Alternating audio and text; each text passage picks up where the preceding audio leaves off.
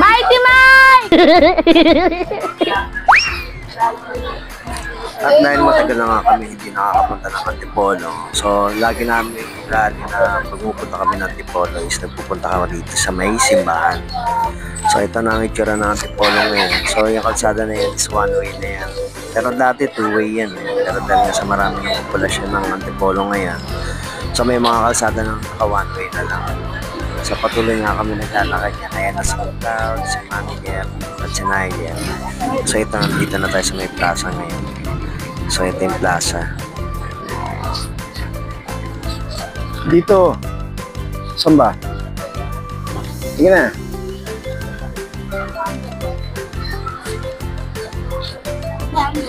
At ito yung dating lumang Kapitolyo ng Antipolo. So nilipat na yan. Ang Kapitolyo ngayon is nasa Inares na. Naalala ko pa nga dyan kami kinasal ni Manager na way back November 8, 2001.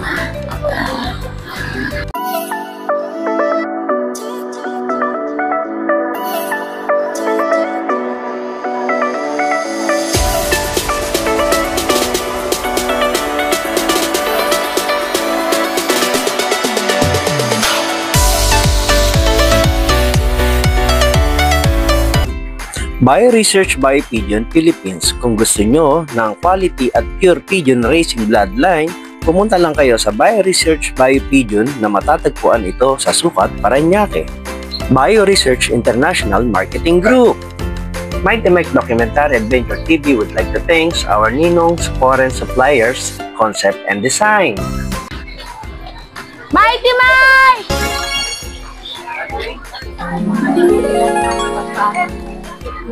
At ito ang plaza ng Antipolo. Yan.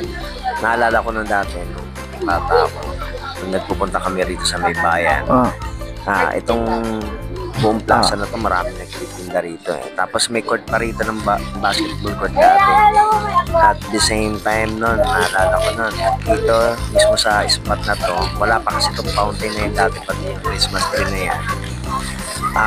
Diyan kami sumasali ng drum and lyre competition way back 1994. Naalala ko nung grade 6 ako nun eh.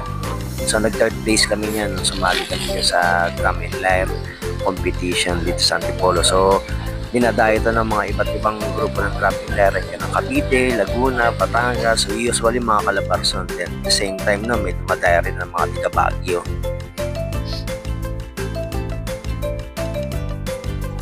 At ito, ayan, papanik na nga tayo sa taas. Ayan. So maraming alaala rito. Simbahan na to. Ayan, so naglalakad-lakad na kami dyan.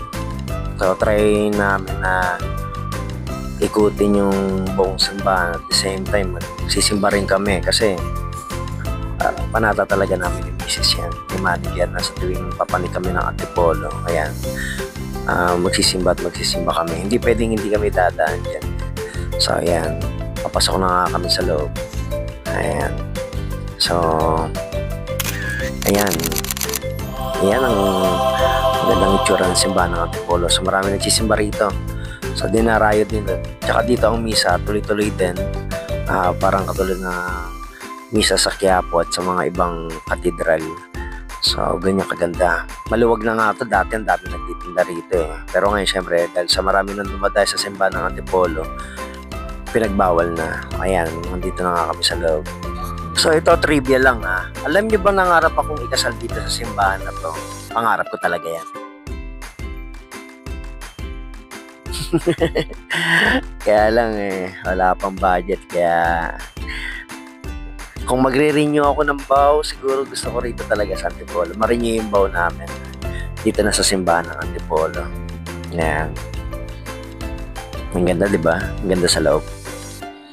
Ang daming alaala bumabalik sa akin dito na habang nandito kami sa may loob ng simbahan.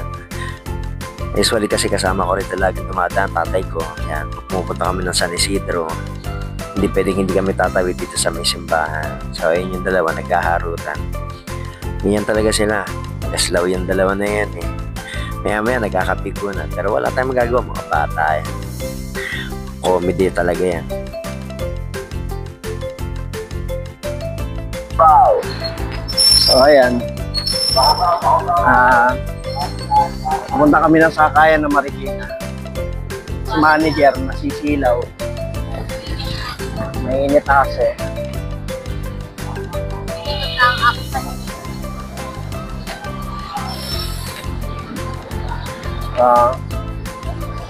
Galing lang namin ng Antipolo. Ayan.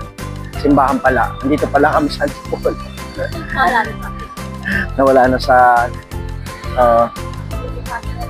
nagugutom na kasi kami. Ano dyan? Mabigat. Mabigat. Baka kami Marikina ngayon. So, yan ang adventure namin dito sa Antipolo. So, kung bago ka sa channel ko, please like, share, and subscribe. Mighty Hit yung notification bell na all para lagi kang updated sa mga bawat videos na gagawin. So, paano ba yung girls?